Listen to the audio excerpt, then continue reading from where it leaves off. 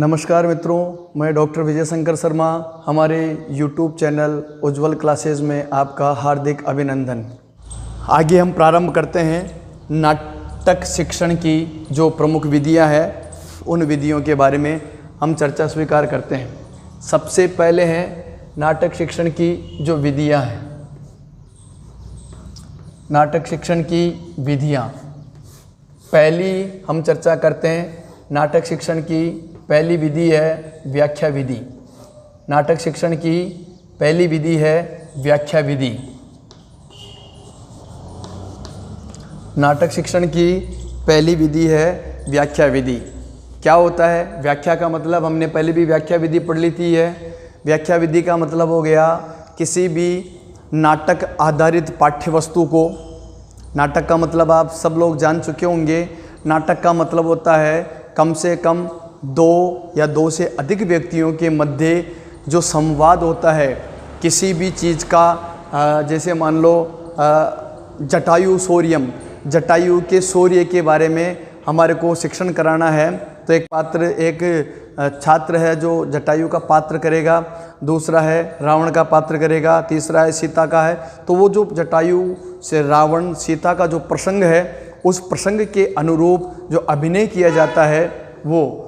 अब व्याख्या के अंतर्गत क्या होता है कि सीधा व्याख्यान दे करके, क्या है, व्याख्यान के माध्यम से, व्याख्यान के माध्यम से शिक्षण, व्याख्यान के माध्यम से शिक्षण।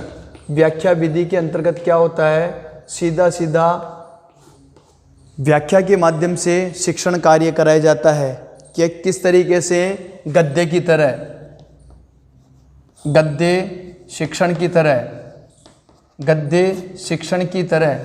जिस प्रकार से गद्य में सीधे सीधे वाचन के आधार पर वाचन करके उसका भावार्थ बोल करके समझा दिया जाता था, उसी प्रकार से ये व्याख्या विधि के अंतर्गत कोई अभिनय नहीं होता है, कोई पात्रों का जो संवाद है पृथक पृथक नहीं होता है। सीधा अध्यापक व्याख्यान करके उसका अर्थ समझा देता है। कहने का मतलब इस विधि के अंदर, व्याख्या विधि के अंदर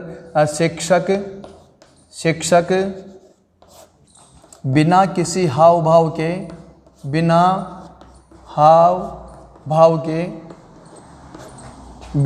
भाव के शिक्षण कराता है। शिक्षक द्वारा, यहाँ लिखना, शिक्षक द्वारा बिना किसी हाव भाव के, शिक्षक द्वारा बिना किसी हाव भाव के, बिना किसी गतिविधि के, हाथ पैरों को किसी प्रकार का कोई प्रतिक्रिया नहीं होती है। शिक्षण जो करवाया जाता है वो इसके अंतर्गत होता है। इसमें क्या होता है, केवल और केवल कठिन शब्दों का अर्थ बता दिया जाता है। केवल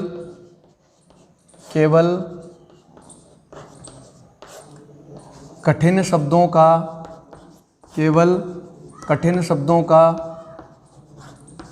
अर्थ बताया जाता है। केवल कठिन शब्दों का अर्थ बताया जाता है। क्या है, गद्य पद्य की तरह जो अध्यापन का कार्य व्याख्या विधि के अंतर्गत होता है। इस विधि के अंतर्गत क्या होता है, छात्र हैं जो निष्क्रिय होते हैं, छात्र निष्क्रिय होंगे, छात्र निष्क्रिय होते हैं। शिक्षण भी तथा शिक्षण भी नीरस होगा, शिक्षण भी नीरस होगा। ऐसा शिक्षण जिसमें छात्र सक्रिय नहीं होंगे, वह शिक्षण भी नीरस होगा। यह विधि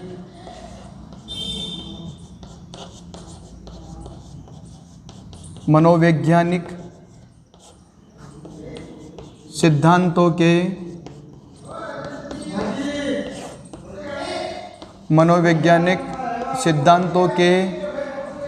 प्रतिकूल है। यह शिक्षण विधि मनोवैज्ञानिक सिद्धांतों के अनुकूल नहीं है। यह विधि मनोवैज्ञानिक सिद्धांतों के प्रतिकूल है। निश्चित रूप से ऐसा शिक्षण जिसमें छात्र सक्रिय नहीं होंगे, शिक्षण सरसता से परिपूर्ण नहीं होगा, वह शिक्षण मनोवैज्ञानिक सिद्धांतों के प्रतिकूल होगा। यह जो इसमें क्या होता है, संवादों का विश्लेषण किया जाता है, संवादों का विश्लेषण किया जाता है, संवादों का विश्लेषण किया जाता है, विश्लेषण किया जाता है।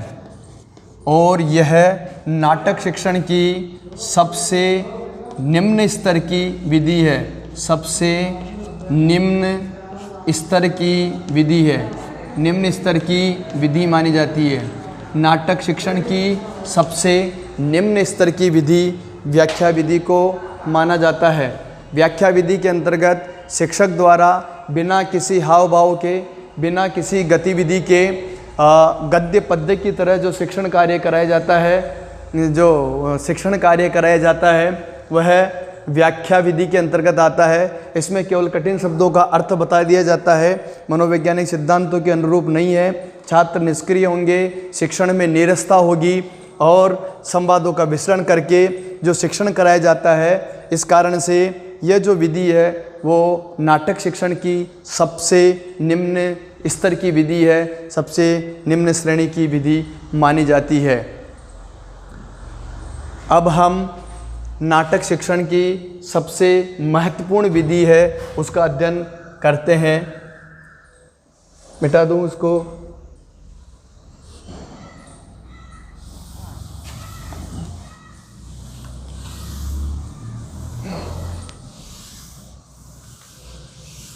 नाटक शिक्षण की जो सबसे महत्वपूर्ण विधि है उस विधि की चर्चा अब हम करते हैं, जो है आदर्श नाट्य विधि। दूसरी विधि है नाटक शिक्षण की आदर्श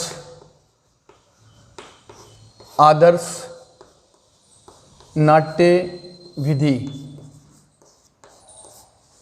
आदर्श नाट्य विधि, इस विधि का जो प्रमुख उद्देश्य है, इस विधि में क्या किया जाता है कि आदर्श नाट्य विधि या आदर्श नाटक विधि, आदर्श नाटक विधि एक ही बात है, नाट्य नाटक एक ही बात है। विधि आदर्श प्रस्तुत करता है, अर्थात किसी भी नाटक का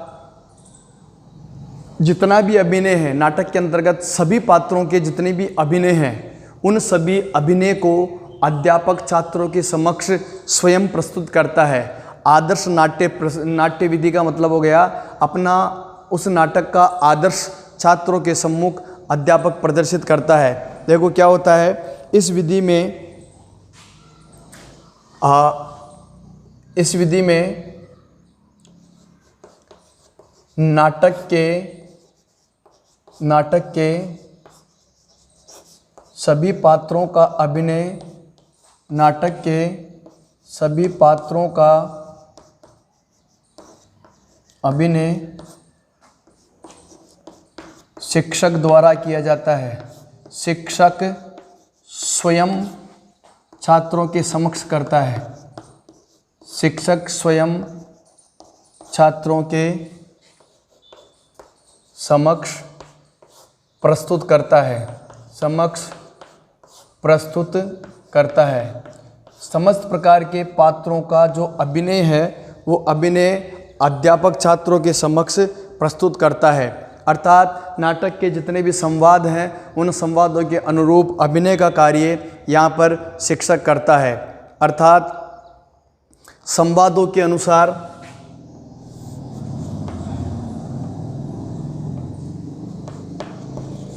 संवादों या पात्रों के अनुरूप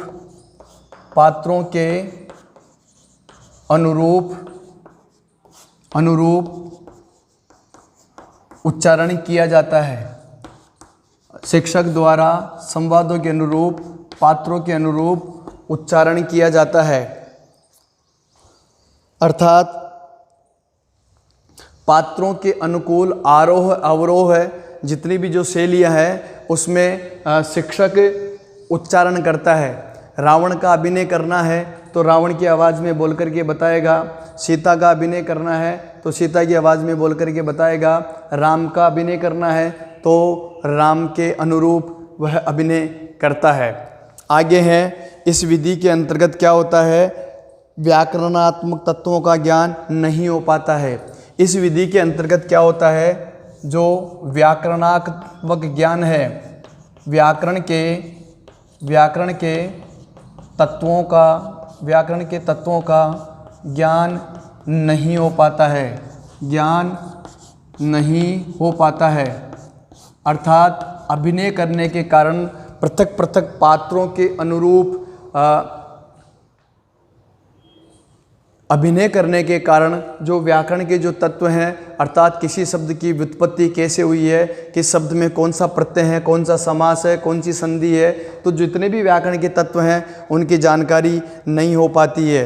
अर्थात इसमें और क्या होता है, छात्र अध्यापक द्वारा अभिनय करने के कारण नाटक के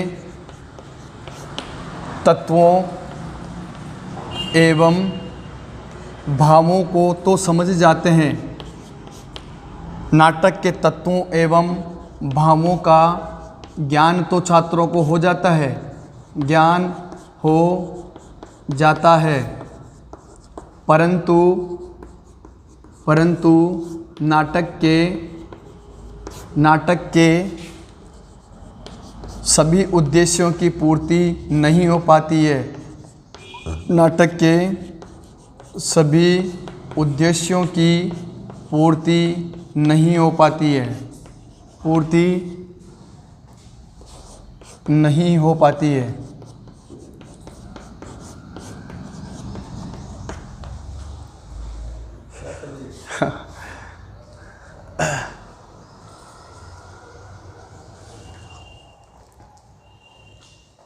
नाटक के जो सभी उद्देश्य हैं, उन उद्देश्यों की पूर्ति इसके अंतर्गत नहीं हो पाती है। जब शिक्षक द्वारा स्वयं समस्त पात्रों का अभिनय किया जाता है, जिससे छात्र हैं वो सक्रिय नहीं होंगे।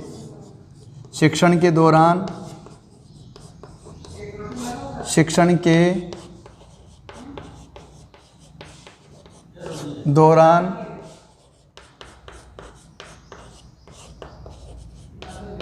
छात्रों की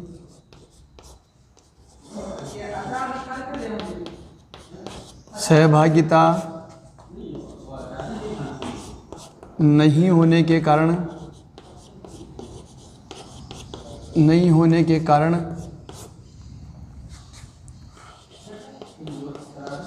छात्र निष्क्रिय होंगे।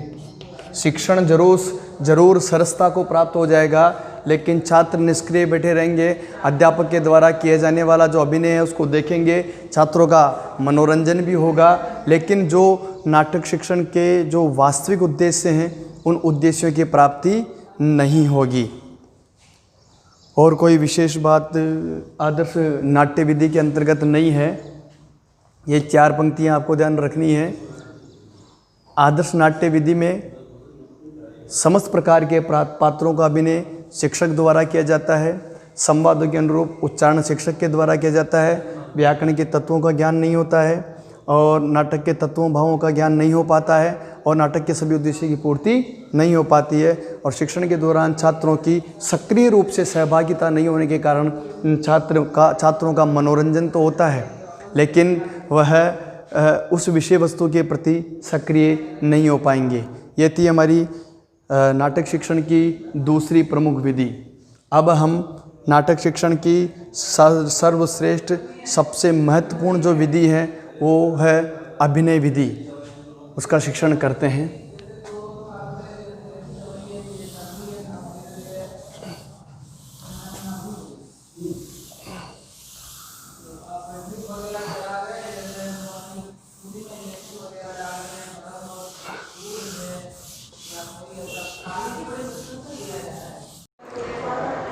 आइए अब प्रारंभ करते हैं नाटक शिक्षण की जो तृतीय महत्वपूर्ण विधि है जिसको हम नाम दे सकते हैं अभिनय विधि। नाटक शिक्षण की जो तीसरी विधि है अभिनय विधि। तीसरी विधि है अभिनय विधि। अभिनय विधि। अभिनय विधि के हम दो भाग कर सकते हैं। पहला है कक्षाभिनय। अभिनय दो प्रकार का है शिक्षण की दृष्टि से, एक तो कक्षाभिनय और दूसरा है रंग मंचाभिनय।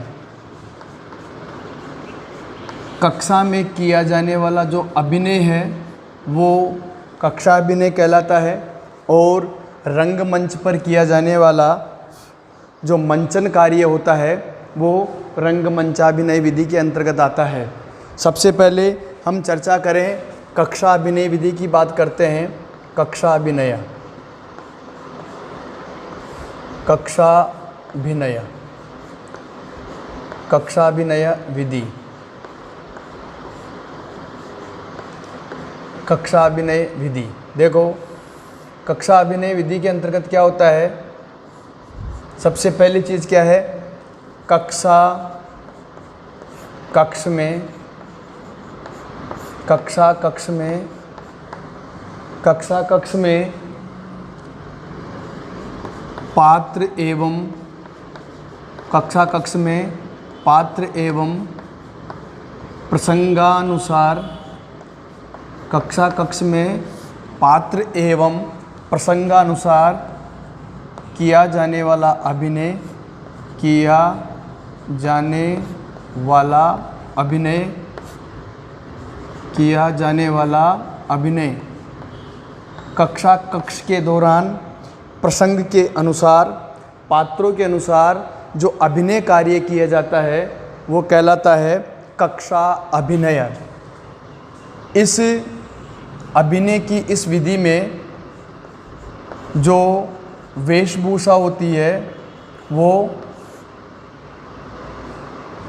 विद्यालय वेशभूषा, छात्रों की जो वेशभूषा होगी वो पात्रों के अनुरूप नहीं होगी, अर्थात विद्यालयी जो गणवेश है, विद्यालयी गणवेश, जो छात्रों की विद्यालय की पोशाक है उसी पोशाक के अंदर पात्रों के अनुसार, प्रसंगों के अनुसार छात्रों द्वारा अभिनय किया जाता है। यह जो विधि है यह व्यावहारिक विधि, व्यवहारिक विधि, व्यवहारिक विधि मानी जाती है, क्योंकि छात्रों के द्वारा पात्र एवं प्रसंगानुसार अभिनय करने के कारण छात्रों में रुचि उत्पन्न होती है। छात्रों में क्या होती है, रुचि उत्पन्न होती है और छात्र उत्साहित होते हैं। छात्र अभिनय के लिए उत्साहित होते हैं। छात्र उत्साहित होते हैं। छात्र उत्साहित होते हैं अभिनय के लिए। किसके लिए? अभिनय करने के लिए। अभिनय हेतु छात्रों में रुचि होती है और छात्र उत्साहित होते हैं। इसमें क्या होता है, जो अभिनय का कार्य है छात्रों के द्वारा किया जाता है। अभिनय का कार्य, अभिनय कार्य छात्रों द्वारा किया जाता है। शिक्षक की यहाँ वो भूमिका है, शिक्षक की भूमिका केवल और केवल मार्गदर्शक के रूप में, मार्गदर्शक के रूप में। कक्षा अभिनय विधि के अंतर्गत अध्यापक छात्रों को पात्र और प्रसंग के अनुसार उनमें पात्रों का विभाजन करता है। शिक्षक केवल मार्गदर्शक का कार्य करता है और जो छात्र हैं वो पात्रों के अनुसार संवाद करेंगे। छात्र हैं छात्रों द्वारा पात्रानुसार संवाद, छात्रों के द्वारा पात्रों के अनुसार संवाद कार्य किया जाता है। इसमें रंगमंच या वेशभूषा की आवश्यकता नहीं होती है। रंगमंच या वेशभूषा की आवश्यकता नहीं।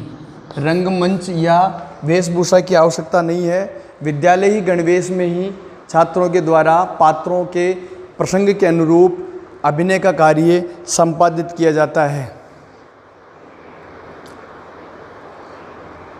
ज़्यादा कोई विशेष इस विधि के अंदर नहीं है। अर्थात कक्षा के अभिनय कक्षा कक्ष के दौरान छात्रों के द्वारा पात्र एवं प्रसंग के अनुसार जो किया जाने वाला अभिनय है वो कक्षा अभिनय कहलाता है। विद्यालय गणवेश के अंदर छात्रों के द्वारा किया जाता है। व्यवहारिक विधि है क्योंकि छात्र रुचि और अभिनय करने के लिए उत्साहित रहते हैं और शिक्षक यहाँ पर भूमिका का कार्य, शिक्षक की जो भूमिका है वो केवल मार्गदर्शक की भूमिका है। ये हमारी कक्षा अभिनय थी। अब हम दूसरी विधि की बात करते हैं, रंगमंच अभिनय की बात करते हैं। रंगमंच अभिनय विधि के अंतर्गत यह है दूसरी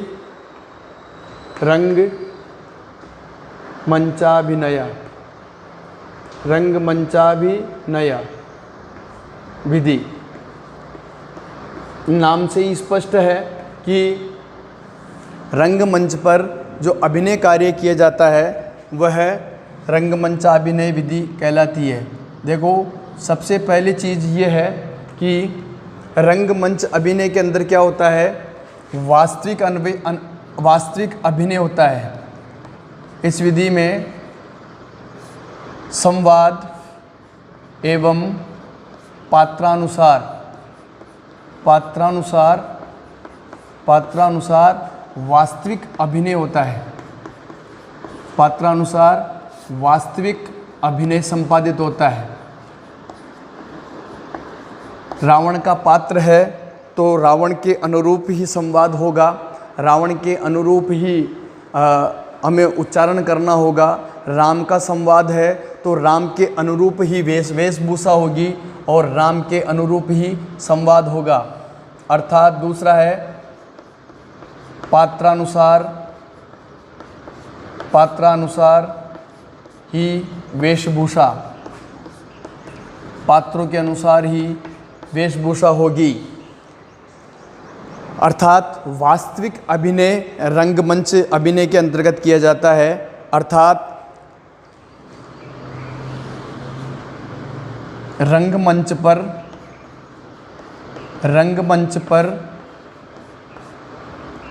छात्रों द्वारा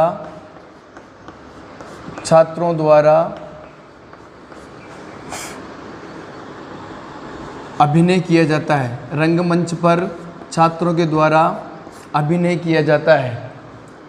यह जो विधि है वह अत्यधिक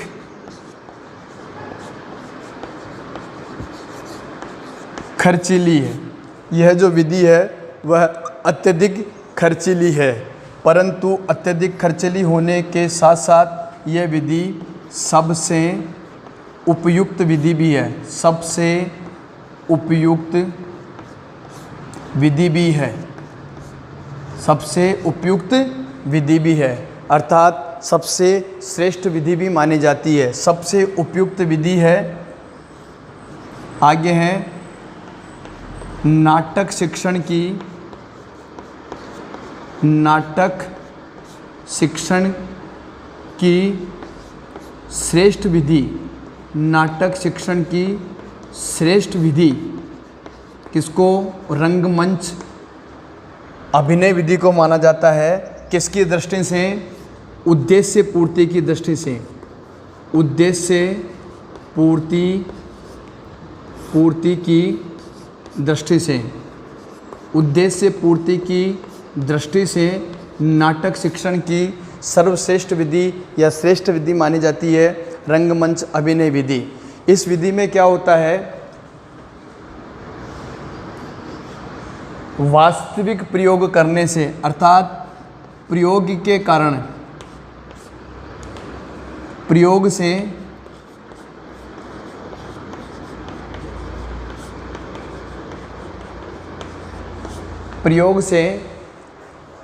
विषय वस्तु की जो कला है, अर्थात विषय वस्तु प्रयोग से विषय वस्तु के अभिनय कला का, विषय वस्तु के अभिनय कला का ज्ञान प्राप्त होता है। अभिनय कला का ज्ञान प्राप्त होता है। अभिनय कला का ज्ञान प्राप्त होता है और कोई विशेष बात नहीं है। उद्देश्य पूर्ति की दृष्टि से श्रेष्ठ विधि है।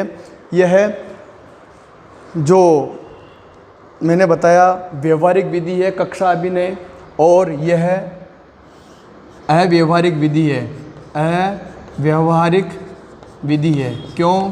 अत्यधिक खर्चीली होने के कारण अव्यवहारिक विधि इसको माना जाता है, परंतु यह मनोवैज्ञानिक सिद्धांतों के अनुरूप होने के कारण मनोवैज्ञानिक विधि है। मनोवैज्ञानिक विधि इसको माना जाता है। मनोवैज्ञानिक विधि इसको माना जाता है। ये थी हमारी नाटक शिक्षण की जो तीसरी विधि है अभिनय विधि। उसको दो भागों में विभाजित कर सकते हैं, कक्षा अभिनय और रंगमंच अभिनय। कक्षा कक्ष के अंतर्गत किया जाने वाला जो अभिनय है वो कक्षा अभिनय कहलाता है, और रंगमंच पर पहुंच करके छात्रों के द्वारा जो अभिनय किया जाता है, अर्थात पात्रों के अनुसार वेशभूषा धारण करके उनके अनुसार ही संवाद कार्य करना, वो रंगमंच आदि पर जो किया जाता है वह रंगमंच अभिनय कहलाता है। जैसे रामलीला का मंचन होता है गांव के चौपाल पर, आपने देखा होगा, तो रावण पात्र का अभिनय करने वाला व्यक्ति रावण की ही वेशभूषा धारण करता है और रावण की ही शैली के अंदर रावण की ही तरह वह उच्चारण करता है। सीता का अभिनय करने वाला सीता की ही वेशभूषा धारण करता है और सीता की ही वाणी में या सीता की ही तरह उच्चारण वह करता है। इस प्रकार से जो रंगमंच पर किया जाने वाला जो शिक्षण कार्य है या जो अभिनय है वह रंगमंच अभिनय कहलाता है। आजकल की जो शिक्षा प्रणाली में है या विद्यालयों की स्थिति को देखते हुए यह जो अभिनय है, अर्थात प्रत्येक विद्यालय एक समान नहीं है। कई विद्यालयों के लिए जो वेशभूषा का खर्चा वहन करना अत्यधिक कठिन कार्य होता है, इसलिए यह विधि मनोवैज्ञानिक भी है, मनोवैज्ञानिक और उपयोगी होने के साथ साथ अत्यधिक खर्चीली है। इसलिए ज़रूरी नहीं है प्रत्येक विद्यार्थी के लिए या प्रत्येक विद्यालय के लिए पात्रों के अनुसार वेशभूषा को प्राप्त करना या वेशभूषा की उपलब्धता सुनिश्चित हो सके, यह आवश्यक नहीं है। इसलिए सभी के लिए ये संभव नहीं है कि हम हर प्रकार के अभिनय के लिए, हर प्रकार के मंचन के लिए रंगमंच पर जाकर के ही उसका मंचन किया जा सके। इसलिए स्थिति और स्थान परिस्थिति के अनुसार ज़्यादातर विद्यालयों में जो नाटक शिक्षण कराया जाता है शिक्षक के द्वारा, वहाँ कक्षा अभिनय विधि का ही प्रयोग किया जाता है। उस विधि के अंतर्गत छात्रों में पात्रों का विभाजन करके अध्यापक उस अभिनय कला को या अभिनय कौशल को संपादित करता है। अगला है जो हमारी नाटक शिक्षण की जो चौथी महत्वपूर्ण विधि है समवाय विधि, उसकी हम चर्चा करते हैं।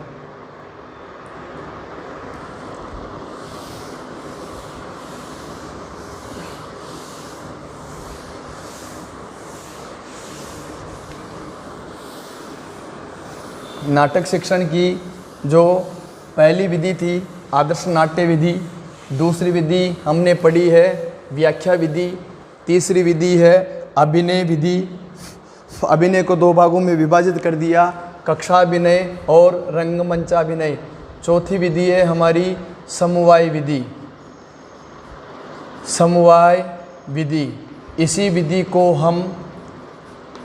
को हम संयुक्त विधि भी कह सकते हैं। इसी विधि को हम संयुक्त विधि भी कह सकते हैं और इसी विधि को हम समवेत विधि भी कह सकते हैं। समवेत विधि नाम से ही स्पष्ट है, नाटक शिक्षण की ऐसी विधि, ऐसी प्रक्रिया जिसके अंतर्गत नाटक शिक्षण की उपरोक्त सभी विधियों का समावेश होता है, अर्थात आदर्श नाट्य,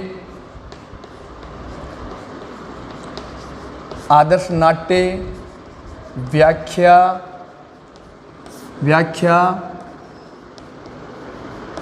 अभिनय, कौन सा अभिनय, कक्षा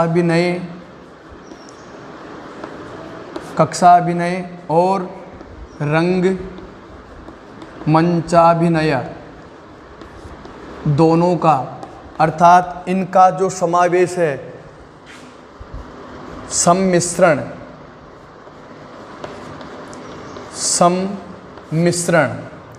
समवाय विधि में सम्मिश्रण होता है। इन सभी विधियों का कहीं पर आदर्श नाट्य का प्रयोग किया जाता है, अध्यापक के द्वारा पात्र के अनुसार आदर्श अभिनय का प्रदर्शन किया जाता है, कहीं पर किन्हीं पदों की व्याख्या की जाती है, कहीं पर कक्षा में छात्रों को विभाजित करके पात्रों और प्रसंगों के अनुसार विभाजित करके अभिनय कार्य संपादित करवाया जाता है। और कभी कभार किसी 15 अगस्त 26 जनवरी या विशेष जो अनुभव है, जो रंगमंच का कार्यक्रम ज़्यादातर 15 अगस्त 26 जनवरी पर पात्र अनुसार वेशभूषा धारण करके छात्र प्रोग्राम प्रस्तुत करते हैं, तो कई बार रंगमंच अभिनय का भी प्रयोग होता है। अर्थात उपरोक्त समस्त विधियों का समावेश जिस विधि के अंतर्गत होता है वह समवाय विधि कहलाती है। यह जो विधि है नाटक शिक्षण की सर्वश्रेष्ठ विधि मानी जाती है। नाटक शिक्षण की सर्वश्रेष्ठ विधि समवाय विधि को कहा जाता है। उद्देश्य पूर्ति की दृष्टि की बात करें, उद्देश्य पूर्ति की दृष्टि से नाटक शिक्षण की श्रेष्ठ विधि है रंगमंच अभिनय विधि, और संपूर्ण नाटक शिक्षण की बात करते हैं तो समवाय विधि नाटक शिक्षण की सर्वश्रेष्ठ विधि है। आपको पता है इस विधि का ज़्यादातर प्रयोग है 15 अगस्त या 26 जनवरी के कार्यक्रमों के दौरान समवाय विधि का प्रयोग हमें देखने को मिलता है। कार्यक्रमों में प्रयोग समवाय विधि का 15 अगस्त 26 जनवरी आदि जैसे सांस्कृतिक प्रोग्राम होते हैं उसमें इस विधि को देखने का लाभ मिलता है। इसी विधि को हम प्रयोग विधि भी कहा जाता है। प्रयोग विधि भी कहा जाता है। प्रयोग विधि भी कहा जाता है।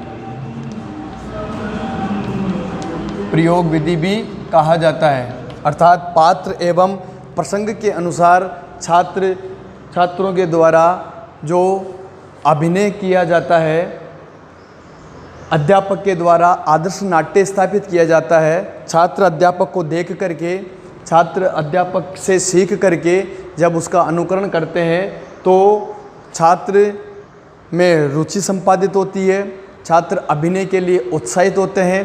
तो नाटक शिक्षण की जो सर्वश्रेष्ठ विधि है वह समवाय विधि जानी जाती है, और तो कोई विशेष बात इसमें नहीं है।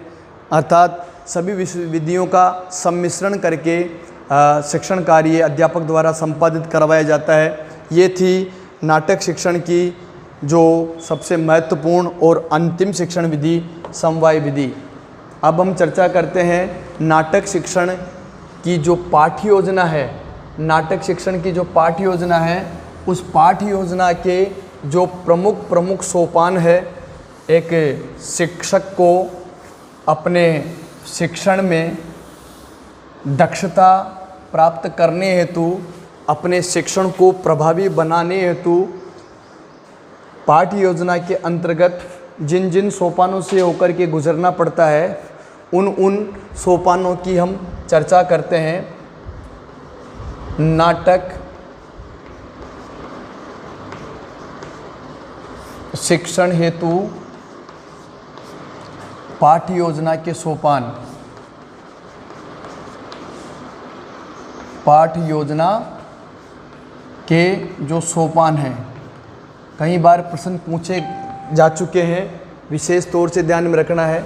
सबसे पहला है प्रस्तावना। किसी भी प्रकार के शिक्षण से पूर्व जो हमें पूर्व ज्ञान के परीक्षण के लिए कुछ प्रश्न पूछे जाते हैं वो प्रस्तावना प्रश्न कहे जाते हैं। प्रस्तावना प्रश्नों के उपरांत उद्देश्य कथनम जो पाठगत जो विषय वस्तु है उस विषय वस्तु का उद्देश्य क्या है, उस उद्देश्य को हम यहाँ पर प्रस्तुत करते हैं। और फिर उद्देश्य के उपरांत प्रस्तुतिकरणम, हमारा जो पाठ्य वस्तु का जो शीर्षक है उस शीर्षक को हम इस सोपान पर अगले क्रम में प्रस्तुत करते हैं। प्रस्तुतिकरण के उपरांत सबसे पहले क्या होता है, आदर्श वाचनम। आदर्श वाचनम अध्यापक पात्र के अनुसार, प्रसंग के अनुसार यथासंभव संवादों का उच्चारण यथामति करने का प्रयास करता है। आदर्श वाचन अध्यापक के द्वारा किया जाता है। किसके द्वारा? आदर्श वाचन का कार्य अध्यापक द्वारा किया जाता है। इसके उपरांत अध्यापक द्वारा बताए गए उच्चारण के अनुरूप, पात्र के अनुरूप, प्रसंग के अनुरूप यथामति छात्र उसका अनुकरण वाचन करता है, जिसको अनुवाचन बोलते हैं। अगला है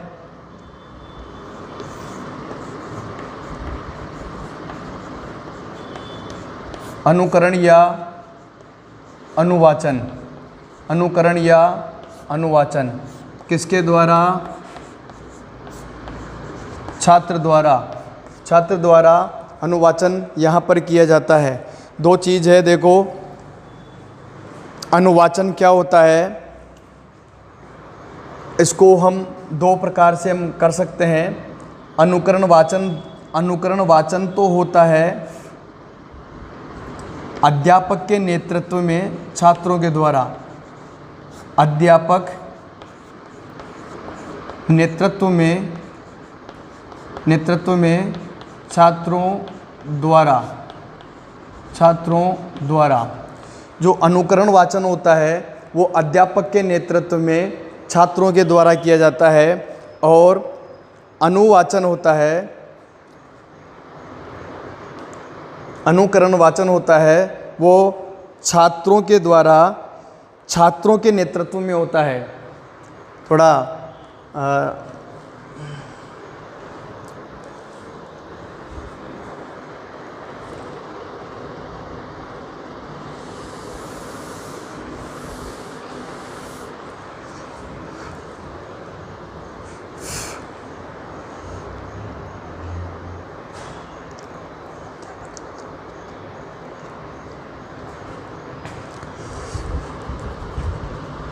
आदर्श वाचन के उपरांत अगला है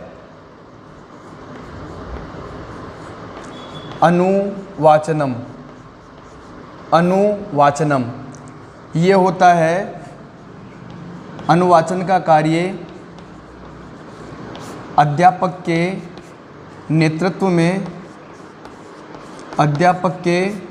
नेतृत्व में छात्रों द्वारा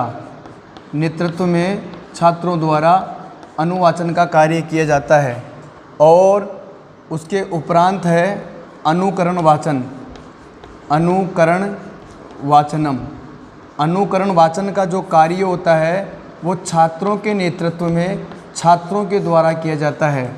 छात्रों के नेतृत्व में छात्र द्वारा जो वाचन किया जाता है वो अनुकरण वाचन कहलाता है। उसके पश्चात कभी कभी बोध प्रश्न पूछ लिए जाते हैं। कभी कभी नाटक शिक्षण की पाठ्य योजना में इसी सोपान के उपरांत, अनुकरण के उपरांत बहुत प्रश्न भी पूछ लिए जाते हैं। ये आवश्यक नहीं है, अनिवार्य नहीं है, अनिवार्य नहीं है। सामान्य बहुत प्रश्न जो पात्रों के सामान्य परिचय पर आधारित होते हैं। बौद्ध प्रश्न के उपरांत जो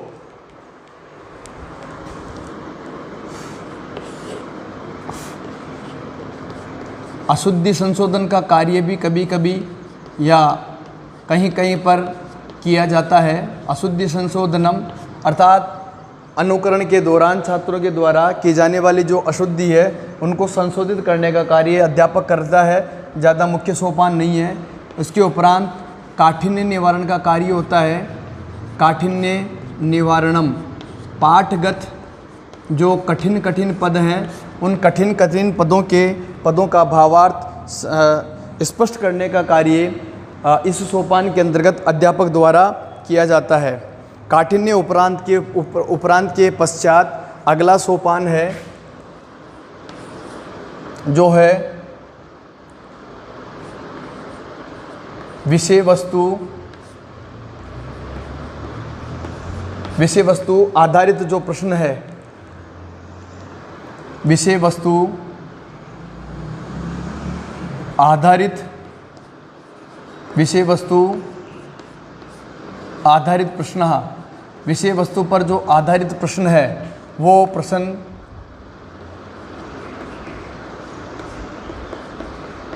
भाव विश्लेषणात्मक प्रश्न भी हो सकते हैं।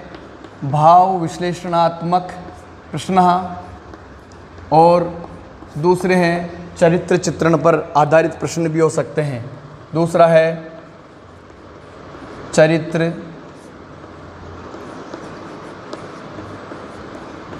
चित्रण आधारित प्रश्न। पाठगत विषय वस्तु पर आधारित जो प्रश्न होते हैं वो विषय वस्तु आधारित प्रश्न दो प्रकार के, भाव विश्लेषणात्मक और चरित्र चित्रात्मक प्रश्न, ये सोपान के अंतर्गत होता है। सबसे जो महत्वपूर्ण सोपान है अभिनय सोपान। नाटक शिक्षण का सबसे महत्वपूर्ण सोपान है अभिनय है।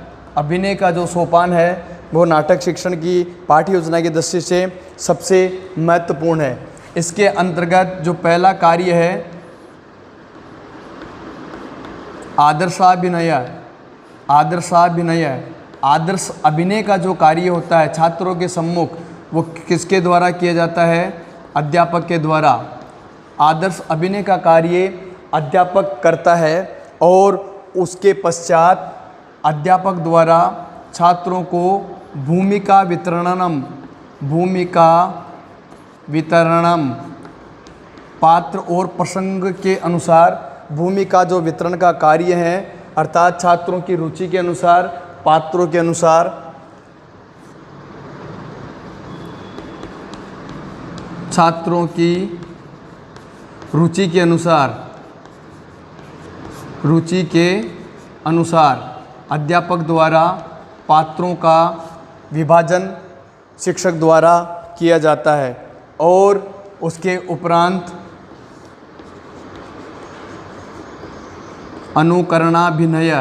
अनुकरणाभिनय का कार्य जो किया जाता है वो किसके द्वारा किया जाता है? छात्रों द्वारा। अभिनय का कार्य छात्रों के द्वारा किया जाता है। ये प्रमुख अभिनय का जो सोपान है ये सबसे नाटक शिक्षण की पाठ्य योजना का सबसे महत्वपूर्ण सोपान है। और अंत के अंदर मूल्यांकन प्रश्न होते हैं। 10 हो गया। 11वां है मूल्यांकन प्रश्न।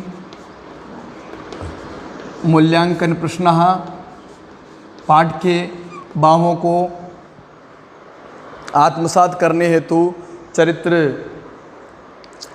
चित्रण संबंधित प्रश्न मूल्यांकन प्रश्नों के अंतर्गत पूछे जाते हैं और अंत में गृह कार्य दिया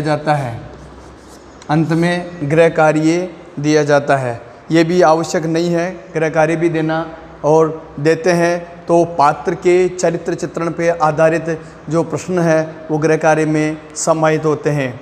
ये थी हमारी जो नाटक शिक्षण की जो पाठ्य योजना है, उस पाठ्य योजना के प्रमुख सोपान। एक बार पुनः सामान्य रूप से इसकी चर्चा कर लें। नाटक शिक्षण की पाठ्य योजना का पहला सोपान प्रस्तावना, उद्देश्य कथनम, प्रस्तुतिकरणम, आदर्श वाचन का कार्य अध्यापक के द्वारा किया जाता है और फिर उसके पश्चात अध्यापक के आदर्श वाचन के उपरांत अध्यापक के नेतृत्व में छात्रों के द्वारा अनुवाचन किया जाता है और फिर अनुवाचन के उपरांत छात्रों के ही नेतृत्व में, छात्रों के ही द्वारा किया जाने वाला जो वाचन है वो अनुकरण वाचन किया जाता है। उसके उपरांत बोध प्रश्न होते हैं, कभी पूछ लिए जाते हैं, कभी नहीं पूछे जाते हैं, ये आवश्यक नहीं है। और उसके उपरांत अशुद्धि संशोधनम का कार्य ये भी कभी किया जाता है। छात्रों के द्वारा यदि त्रुटि की जाती है, उच्चारण के दौरान यदि कोई त्रुटि होती है तो अशुद्धि संशोधनम का कार्य होता है और त्रुटि नहीं है तो अशुद्धि संशोधन नहीं होता है। अंत में इसके उपरांत काठिन्य निवारण का कार्य होता है, जो पाठगत जो अभिनय के दौरान या जो नाटक की जो विषय वस्तु है, उस विषय वस्तु के जो क्लिष्ट पद हैं, कठिन कठिन पदों का भाव स्पष्ट करने के लिए, अर्थ स्पष्ट करने के लिए काठिन्य निवारण के माध्यम से अध्यापक उनकी समस्याओं को दूर करता है। इसके उपरांत जो विषय वस्तु आधारित प्रश्न है, जो नाटक है, जिस विषय वस्तु पर आधारित नाटक का जो शिक्षण करवाया जा रहा है, उसके भाव विश्लेषण संबंधी प्रश्न पूछे जा सकते हैं। चरित्र चित्रण आधारित प्रश्न यहाँ पर पूछे जाते हैं, जिनको विचार विश्लेषणात्मक प्रश्न हम अन्य नाम से जानते हैं। अगला सोपान है अभिनय की भूमिका। इसमें आदर्श अभिनय का कार्य अध्यापक के द्वारा किया जाता है और उसके पश्चात भूमिका का वितरण छात्रों की रुचि के अनुसार, पात्र और प्रसंगा के अनुसार भूमिका वितरण अध्यापक के द्वारा छात्रों को में बांटा जाता है और उसके उपरांत अनुकरण अभिनय का कार्य छात्रों के द्वारा किया जाता है। उसके उपरांत मूल्यांकन प्रश्न और अंत में गृह कार्य दिए जाते हैं। ये हमारे नाटक शिक्षण की जो शिक्षण विधियों के पाठ्य योजना के सोपान थे। अब हम हमारी जो अगली क्लास होगी, उस अगली क्लास में हम चर्चा करेंगे अनुवाद शिक्षण के ऊपर। अनुवाद शिक्षण की जो हमारी क्लास होगी, उस क्लास के समाप्ति उपरांत जहाँ तक संभव है, मैंने आपको पहले भी बता दिया था कि शायद शिक्षण विधियों की हमारी अंतिम क्लास होगी अनुवाद शिक्षण। उसके उपरांत एक क्लास होगी हमारी भाषा के जो चारों कौशल हैं, उन चारों कौशल एवं शिक्षण के जो सूत्र हैं एवं शिक्षण के सिद्धांत। उसके उपरांत विगत वर्षों में आने वाले जितने भी शिक्षण विधियों से संबंधित महत्वपूर्ण प्रश्न हैं, उनका एक संकलन जो आपकी परीक्षा की दृष्टि से उपयोगी होगा, उनको हम आपके सम्मुख रखेंगे। और समय रहा तो उसके उपरांत अध्यापन के जो कौशल हैं, उन कौशलों से संबंधित भी कई बार कंपटीशन में प्रश्न पूछे जाते हैं, उनको भी हम रखने का प्रयास करेंगे। इसलिए निरंतर बने रहिए और तैयारी करते रहिए, चाहे लेवल प्रथम हो चाहे लेवल द्वितीय हो। शिक्षण विधियों का जो पाठ है वो बहुत ही महत्वपूर्ण है और बहुत आसान से आसान प्रश्नों का समावेश प्रश्न पत्र में होता है। हमें ज़्यादा गंभीर होने की आवश्यकता नहीं है। किसी भी प्रश्न का उत्तर खोजने से पूर्व हमें स्वयं को उस स्थिति में रख कर के उसका उत्तर खोजना है कि हम एक अध्यापक हैं, तो हम छात्रों को किस तरीके से किसी समस्या से हम छुटकारा दिलाने में उनके साथ न्याय कर सकेंगे, हम किस विधि का प्रयोग करेंगे, हम कोई समस्या छात्र को समझने में हो रही है, उस समस्या का समाधान हम कैसे कर पाएंगे, तो आप आसानी से उत्तर ढूंढ पाओगे। बालक के मनोविज्ञान को आपको समझना है, बालक की शिक्षण के प्रति रुचि को आपको जानना है, बालक की जो कक्षागत स्थिति है उसको ध्यान में रखना है। कक्षा में सभी छात्र एक समान प्रवृत्ति के नहीं होते हैं। कोई छात्र है जो बोलने में दक्ष है, कोई छात्र है जो लिखने में दक्ष है, कोई छात्र है जो दोनों में दक्ष है, और कुछ छात्र हैं जो निम्न स्तर के छात्र भी हो सकते हैं। तो सभी छात्रों को साथ में लेकर के जो शिक्षण कार्य करवाया जाता है वही शिक्षण कार्य सफल होता है। इसलिए एक प्रभावी और सफल शिक्षण के लिए हमें बालक की हर प्रकार की परिस्थितियों को ध्यान में रखते हुए शिक्षण कार्य करवाया जाना है, तभी हमारा शिक्षण कार्य सफल हो सकता है। इसलिए निरंतर आप अध्ययन करते रहिए और निश्चित रूप से आपको सफलता प्राप्त हो। श्रावण का महीना है, महादेव की कृपा आप सभी पर बनी रहे और रीट एग्ज़ाम में आप सभी सफलता को प्राप्त हो, ऐसी मेरी मंगल कामना है। धन्यवाद।